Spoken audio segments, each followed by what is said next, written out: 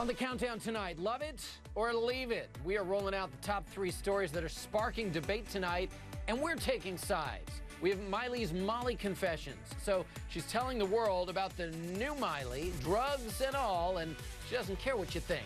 Are you loving the honesty or hating the message? Plus, Kim Kardashian's new fashion passion. Kim is finally back in the spotlight, all glammed up at Paris Fashion Week. But was her dress enough to make you wish she had just stayed home with baby Northwest? Tonight, which dramatic diva will top the countdown? SBT continues right now.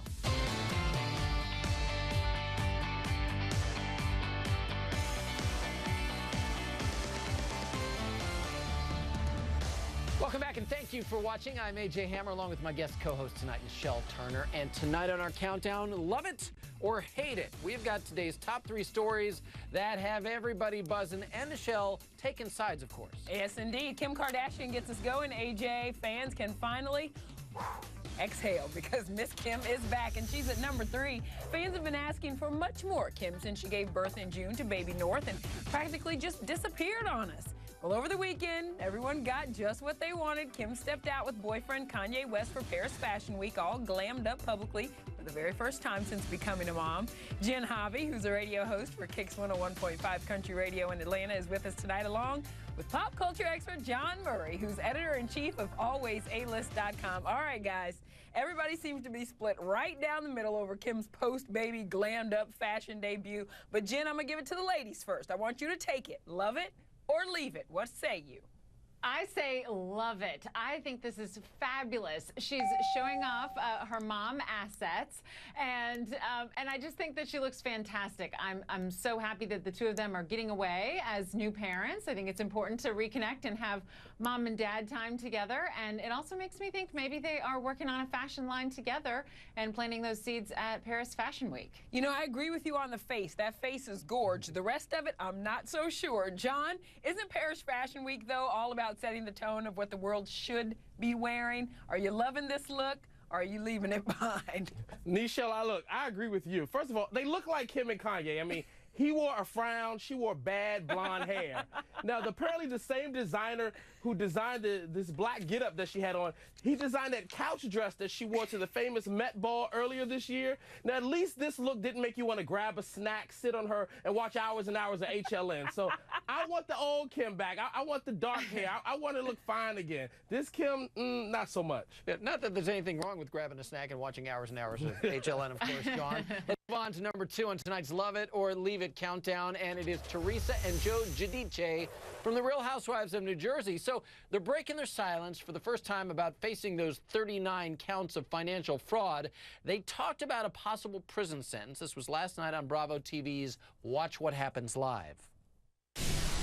When I heard that these charges carry a maximum of 50 years in prison, I thought it was 100.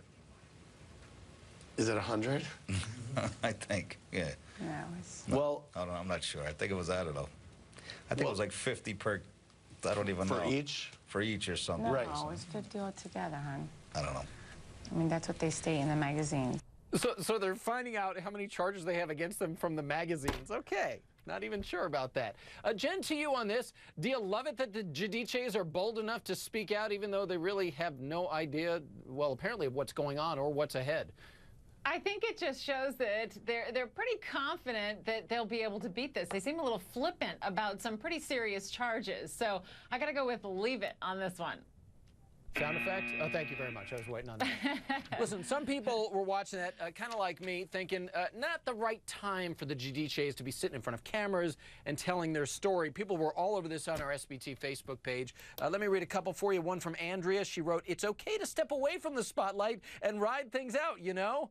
Gosh, I wish they would pay attention to that. A lot of people were agreeing with Andrea as well. John, what about you? The Giudices' big TV tell-all. Love it or leave it? Oh, leave it, AJ. Listen, it's just Monday, but these two might really be my wackadoos of the week. When you're facing the type of crimes that they're facing, you don't go on TV and talk about them. Yeah. You could further incriminate yourself. These two are gluttons for punishment, and they're probably going to end up in hot water. Let's see if we can make it to Friday without other wackadoos taking their place. Well, that takes us to number 1 on our Love It or Leave It countdown. How could it not be Miley Mania. So today, Miley is making headlines yet again. She told Rolling Stone magazine about her drugs of choice. Let me read to you a bit of what she said. I think weed is the best drug on earth. One time I smoked a joint with peyote in it, and I saw a wolf howling at the moon. Hollywood is a coke town, but weed is so much better. And Molly, too. Those are happy drugs, social drugs. They make you want to be with friends. You're out in the open. You're not in a bathroom. I really don't like coke. It's so gross and so dark. It's like, what are you, from the 90s? Ew. Wow. Jen, I don't know what to make of this at all. Do you love her unapologetic take it or leave it attitude here? This makes my blood boil. Listen, at one point she was Hannah Montana. So you have to take responsibility that, like it or not, you are a role model for those girls that looked up to you so much. And to be so carefree about your drug use, I mean, following the death of Corey Monteith and so many of her Hollywood peers who have real drug addiction problems and they're dying from this, for her to be so blasé about it, that it was just such a casual mention of her favorites, just makes me so angry. Miley, get it together. You have so many fans that want to follow you and be who you are. So be a good example. So you're saying leave it. I need the sound effect. Yes, leave it. Leave it. I mean, come on, we need like a double buzzer for that. John, Yes. John, give me your take. I have to believe you're feeling the same way. Listen, I love it when artists give interviews and they spill and they're talking about personal stuff. And she was asked the question about it, to be sure. But I don't quite know how to justify it at the same time. I'll start with my leave it. Let me tell you. Sound effect. Thank you.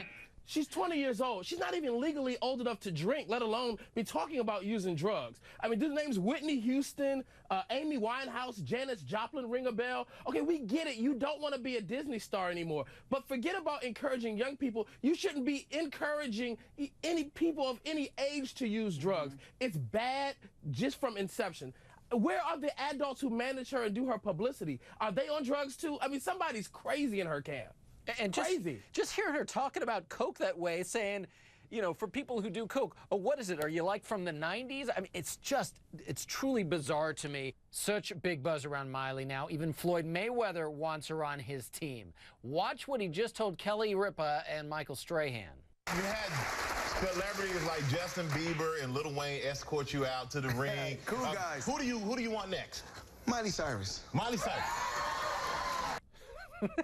He wants the foam finger. Yeah, I mean, come on now.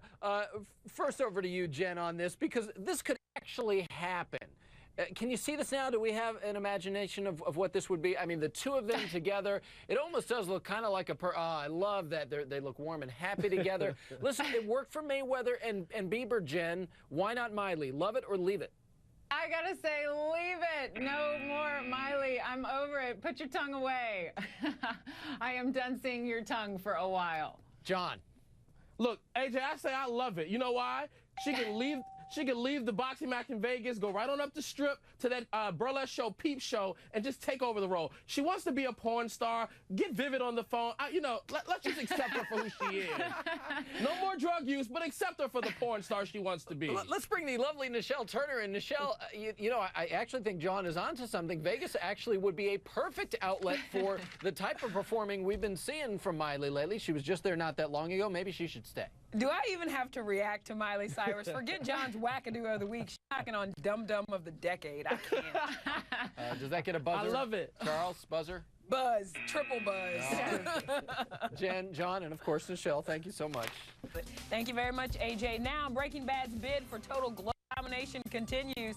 Did you see Saturday Night Live over the weekend? Aaron Paul brought the Breaking Bad factor to SNL's first show of the season with some amazing cameos, and I kind of think he stole the night. So we're firing up a special Breaking Bad edition of Quick Hits, and John Murray, who's the editor-in-chief of AlwaysAlist.com, is here to take it all on in 30 seconds or less. All right, John, let's get this party started. Aaron Paul showed up at the very end of a crazy funny commercial spoof for an electronic meth cigarette, just like the e-cigarette. So let's watch this.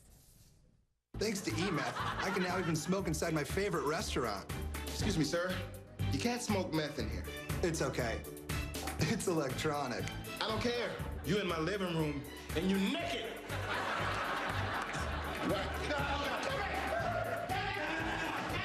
E-meth is not for everyone. The question, though, here is, did they make a huge mistake at Saturday Night Live? That is, not playing up the Breaking Bad frenzy more? Let's get this clock ready. You ready? You've got 30 seconds. Go. Oh, they absolutely should have played it up more. I mean, it is a cultural phenomenon. It was the scandal of the summer season. It's all anybody's been talking about. People were excited about it. They may have had extraordinary numbers if they would have played it up more. But I have to say, he brought a good energy to the show because everything he was in was some of the best skits SNL has had in a long, long time. And I didn't even need the whole 30 seconds. There you go. You did it in 25, buddy. Very, very good. Okay, so let's talk Aaron Paul some more. Another one of his cameos is going crazy viral tonight. And I'm talking about his appearance on The Price is Right from like 10 years ago when Bob Barker was still hosting the show and no one even knew who he was. I have to say, this clip is crazy. Watch this. Actual retail price, $17.97.